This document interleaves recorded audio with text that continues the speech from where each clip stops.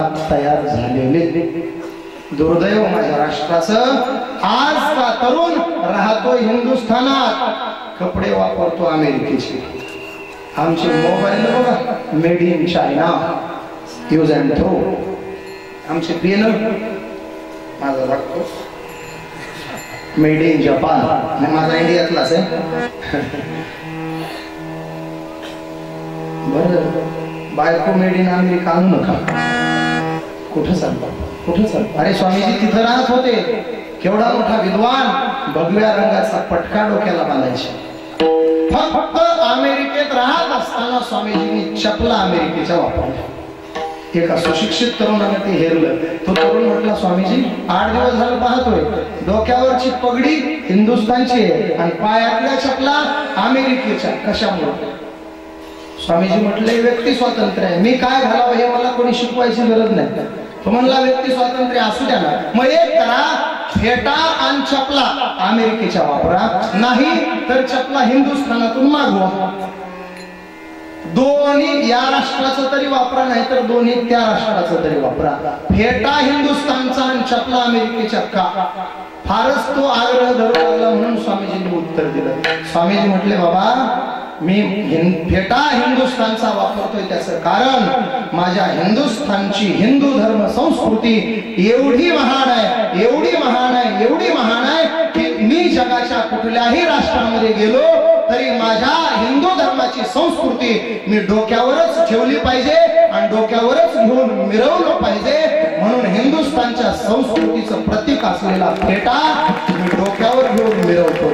आणि तुमची पाश्चात्यांची भोगवादी संस्कृती केवळ आणि केवळ पायाखाली घालून तुडवण्याच्या लायकीची आहे, म्हणून चपला तुमच्या वापरतोय. हिंदुस्थानची संस्कृती डोक्यावर घेण्याच्या सारखी आहे आणि पाश्चात्यांची संस्कृती पायाखाली तुडवण्याच्या लायकीची आहे.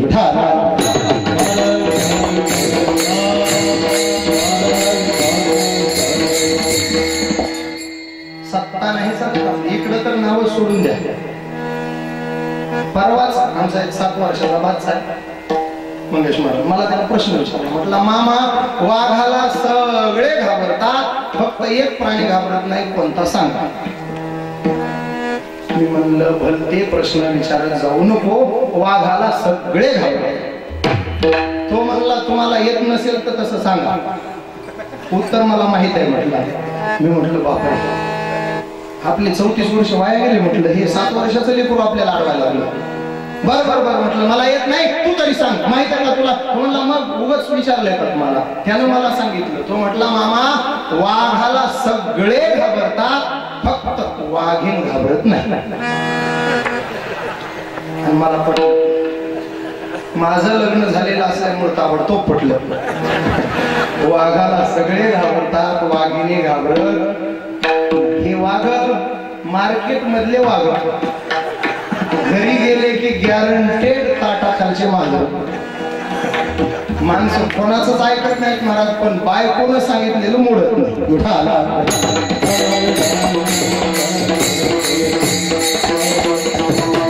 काय जादू आहे महाराज, 25 वर्ष सांभाळणाऱ्या मायबापाच ऐकत नाहीत पोर, पण 25 दिवस लग्नाला झाले की वेगळं राहायचं करतात.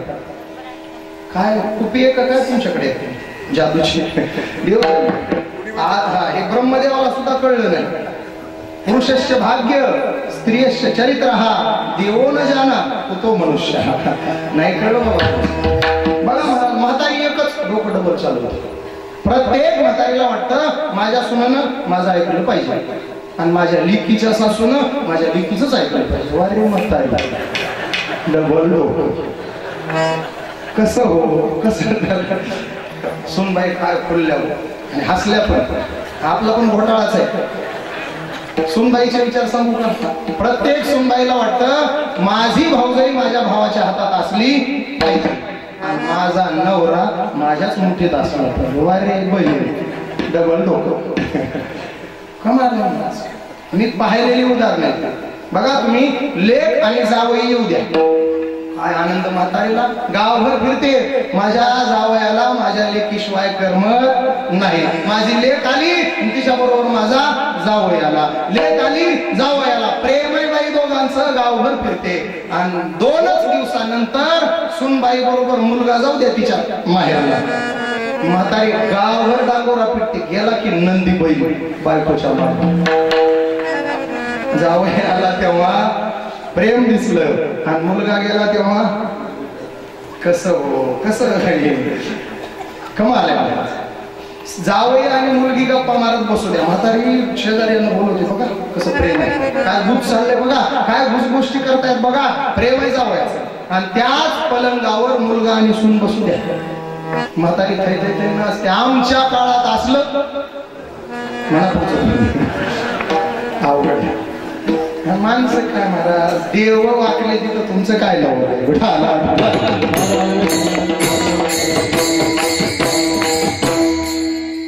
घडले मंगेश महाराज यांना एक मुलगा आठवलं म्हणून लातूरला आमची भागवत कथा चालतात. माणसं कोणाचंच ऐकत नाही, बायकोचं कसं ऐकतात त्याच्याकडे 2च मिनिटं फक्त. लातूरला भागवत जेवायला गेलो. मांजरा कारखान्यावर विलासराव साहेबांचा कारखाना होता. तिथं गेलो जेवायला. म्हातारी 3 पोरी 2 पोरं. थोरल्या पोरीचं लग्न झालेलं. जावई योगायोगानं आलेलं. म्हटलं बरं झालं जावयाच्या पंक्तीला महाराज काहीतरी बेत चांगला मिळतोय आज. गेलो बसलो. आता पद्धत आहे आपल्याकडं, आमच्या मराठवाड्यात आपल्या विदर्भात पद्धती आहे. महाराज घरी आले की सगळ्यांनी दर्शन घ्यायचं, पाया पडायचं. म्हातारा पाया पडलं, म्हातारी पडली, 3 मुली पडल्या, 2 मुलं पडले. मग ते जावई म्हणणार शर्टिंग केलेलं, सुरपूट घातलेलं, केस वाढवलेलं, टाय बांधलेलं आणि ते 30च असेल कदाचित माझ्याच वयाचं. त्याला वाटलं असेल हे काय आपल्याच वयाचं पोरग, याच्या काय पाया पडायचं ते बघू लागलं माझ्याकडे. आम्हाला असा त्रास होतो. मला 10 लोक पाया पडू द्या आणि 11व्यानं नाही पडू द्या. 10चं समाधान नसतं. 11वं का पडलं नाही ह्याचा त्रास. विठ्ठल महाराज 2 जण येतात ना चाल म्हणायला. त्या चाल म्हणणारातलं एक पाया पडलं, दुसरं जर नाही पडलं तर कीर्तन संपेपर्यंत डोकं बंद पडतं. इथं नाही बरं का तसं झालं, इथं पडले. पण असं होत आहे. का पडलं नसेल हे दुसरं पाय असं वाटतं आम्हाला. मी विचार करू लागलो सगळे पाया पडले, हे का नाही पडलं. आता नाही पडलं. ते तेवढ्यात ताटं लावले. बसा महाराज. बसलो. आमचा जगदीश होता तबला वाजवायला. मी जेवताना जरा मनाला लागलंच ना माझ्या, ते माझ्या समोरच बसलेलं पुन्हा. आणि आता मला त्रास होऊ लागला. कसं तरी जीव लागलो. जगदीश म्हणला मामा आज काय मूड नाही का काय जेवायला. तुला काय सांगू मला काय त्रास आहे ते. आपलं कसं तरी एक पोळी खाल्ली, हात धुतला, उठून बसलो. झाले ताटं. मला वाटलं आता निघायच्या वेळेला परत एकदा कार्यक्रम होईल आणि त्यावेळेस तरी जावई डोकं ठेवलं. पुन्हा म्हातारी पोरी पोरं पाया पडले. जावई काय जागता उठले. आमच्या साथीदार म्हणे चला महाराज 2:15 झाले, 2ला कथा आहे. थांबा की थोडं झालं असेल तर बघू की. ते काय उठले. कदाचित त्या म्हाताऱ्याच्या लक्षात आला असं. म्हातारं गेलं, कानात म्हटलं जावई बाबू ते महाराज 150 भागवत झाले, त्यांचे पाया पडा असं काहीतरी बोललं. मग ते असं तुंबलेल्या बैलासारखं बघू लागलं. म्हातारं म्हटलं नसतं परवडलं. पुन्हा म्हातारी आले, कानात कुसबुसली, ते काय उठलं. मेहुणे गेले, कानात कुसबुसले, ते काही जागा सोडला. 2 मेहुण्या होत्या, त्यांनी सांगितलं, ते काही जागचा आले ना. म्हटलं बस आता राहिली त्याची बायको. तिनं सांगावं आणि ह्यानं ऐकावं तर ठीक. नाही ऐकलं आपला अपमान झाला म्हणायचा आणि आपण निघून जायचं. मी अपेक्षेनं त्याच्या बायकोकडे बघितलं. आता ही तरी काय म्हणते का. मी त्याच्या बायकोकडे पाहिलं. ती माझ्या डाव्या हाताला उभी. ते समोर बसलेलं 10 फुटाचं दोघात अंतर. म्हाताऱ्यानं कानात सांगितलं, म्हातारीनं कानात सांगितलं, ते उठलं नाही. अंतर 10 फुटाचं दोघांमध्ये. बायको डाव्या हाताला. तिनं काय केलं फक्त माझ्याकडे नीट बघा. तिनं एवढंच केलं. इतक्या गडबडीनं उठलं महाराज. 1000ची नोट माझ्या हातात पाया पडली. आपो ही आपो मी इशारा हो. अरे जे आतापर्यंत घराला जमलं नाही ते नुसत्या इशाऱ्यानं काम झालं. विठाला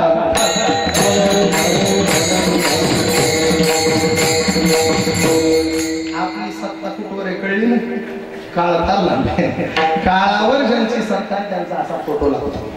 काळावर ज्यांची सत्ता आहे त्यांचे समाधी सोहळे होतात. काळावर ज्यांची सत्ता आहे त्यांचे वैकुंठ गमन सोहळे साजरे होत असतात. काळ गुलाम सलाम करी तुकड्या रावतो जगा काळ खाय आम्ही माथा दिला जिंकोणी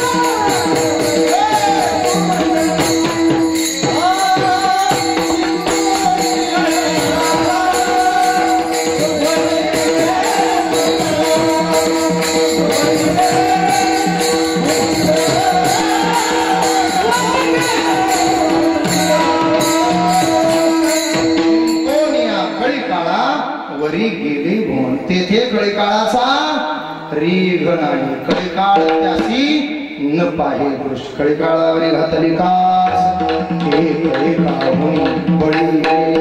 मी 10:15 पर्यंत काळाची सत्ता का सांगितली कारण विरोधी पक्ष जितका मजबूत तयार केला जातो तेवढंच आपल्या पार्टीचं महत्व वाढत असतं. रावण जेवढा तुम्ही मोठा तयार कराल तेवढी रामाची किंमत वाढत असते. लक्षात ठेवा तुकोबारायाच्या जीवनात रामेश्वर भट आले नसते तर कदाचित तुकोबारा एवढे मोठे झाले नसते.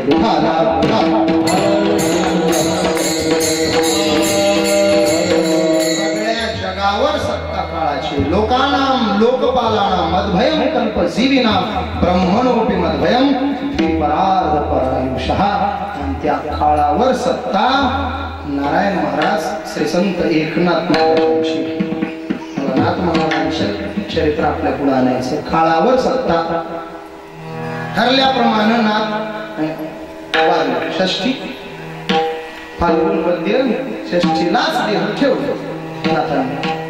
निघाले आले आणि यात्रा निघाली.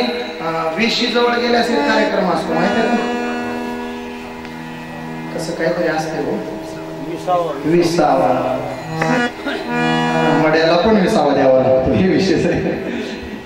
विसावा काय पद्धती आणि विसाव्याला काय मागचे खांदेकरी पुढे पुढे असं काहीतरी फेरबदल असतो. मग ते विसावा जवळ आला आणि खांदेकरी चर्चा करू लागले. आला होता मोठा चतुश्लोकी भागवत लिहिलं एकनाथी भागवत लिहिलं रामायण लिहिलं भावार्थ रुक्मिणी स्वयंवर लिहिलं. अरे काहीही केलं तरी शेवटी भावकीच्याच खांद्यावर जावं लागलं ना. पटकन उठले ना काय भावकी खाली आपल्याला जायचं नाही म्हणजे भावकीच्या खांद्यावर निघाले वापस गेले. 1 वर्ष जिवंत राहिले नाथ. पुन्हा गेले हरिपंडित नावाचे चिरंजीव गेले परत भावकी बोलवली आणि निघाले खांद्यावर.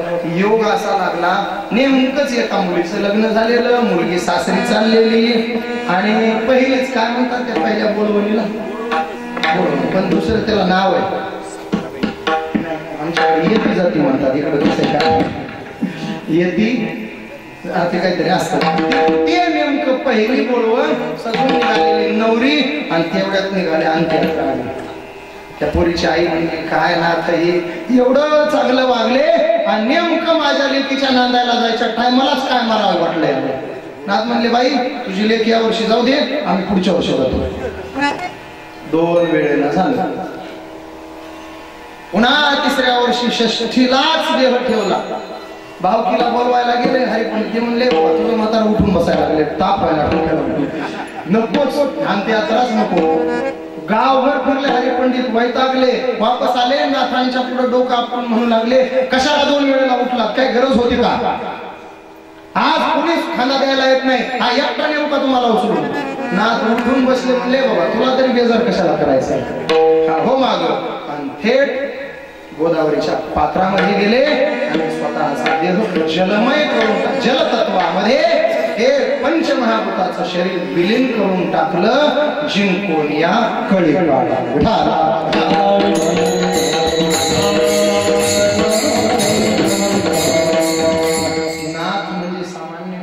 भानुदासाची कुळी, महाविष्णूचा अवतार. आणि भानुदास महाराज म्हणजे सामान्य नाही, देवाकरता स्वतःच्या जीवाचं बलिदान देण्याची सुद्धा तयारी असलेले. जरी हे आकाशावर पडो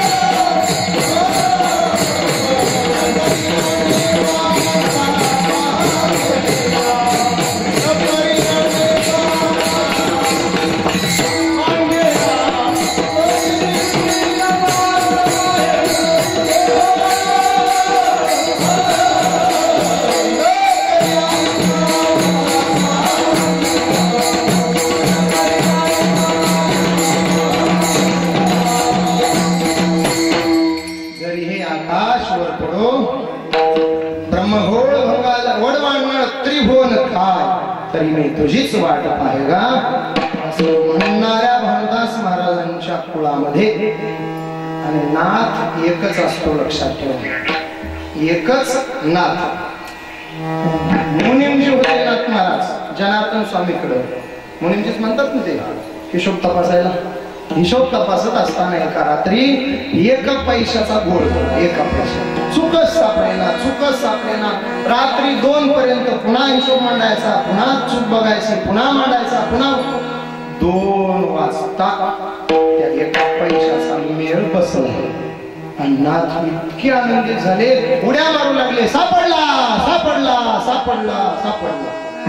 जनार्दन स्वामी उठून आले, नाथा अरे काय सापडलं?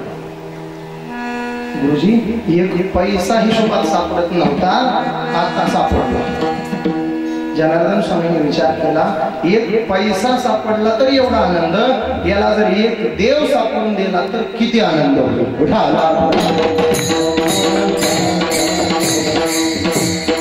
थंडीचे दिवस. दुसऱ्या दिवशी सकाळी नाथांना जनार्दन स्वामी सोबत घेतलं.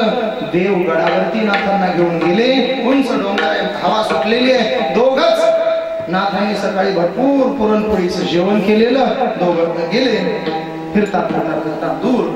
अचानक पुढेपर्यंत फाटलेलं धोतर, बगलेमध्ये मळून गेलेली झोळी, वाढलेली दाढी, मानेवरती आलेले केस, 10-15 दिवस आंघोळ केलीच नाही की काय असं वाटणार त्या पुरुषाचं शरीर. फाटकीच बंडी आणि आता सोबत एक चालत असलेली कुत्री. असा एक गवाळा वेश धारण केलेला कोणीतरी समोरून येत असताना दिसला. आणि जनार्दन स्वामींनी पाहिला, कसं धावत गेले आणि कडकडून मिठी मारली त्या फटक्या वेशातल्या साधूला. नाथ म्हणले, राम राम राम राम. काय आमच्या गुरुजीला कळलं झालं. बऱ्याच वेळेला लोक आम्हाला शिकवतो, महाराज तुम्हाला काही कळलं, जमलं बाबा, तुम्हालाच कळतंय. गुरुजींना कळेना. कोणाला आले त्याचे कपडे काय, त्याचा वेश काय. बसले दोघं महात्मे. लक्षात ठेवा, महात्म्याची पाठ महात्म्यालाच असते. साधू से साधू मिले हो जाए 2-2. पुढचं सांगू का? पाठ असेल की गद्धे से गद्दा मिले हो जाए 2-2. गाढवांचा गोंधळ आणि लातांचा सध्या असेंब्लीमध्ये ते पाहायला मिळतंय.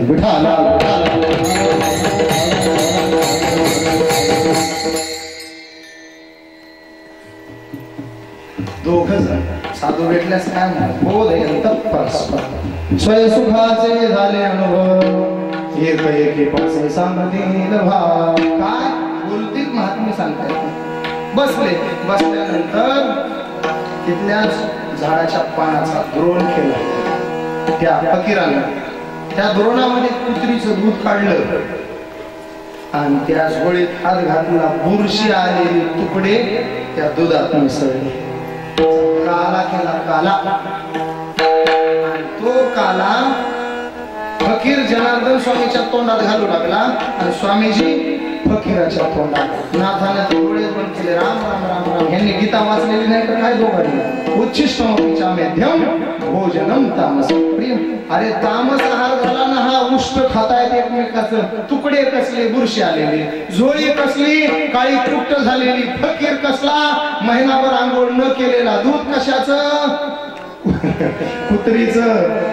खातायत काय आवडीनं. याच्या तोंडात ते घालताय एकमेका देऊ. राम राम राम. डोळेच बंद केले आणि 2 तास झाले की जनार्दन स्वामी म्हणले नाथा इकडे म्हणलं की नाथाने मोकारी काढली.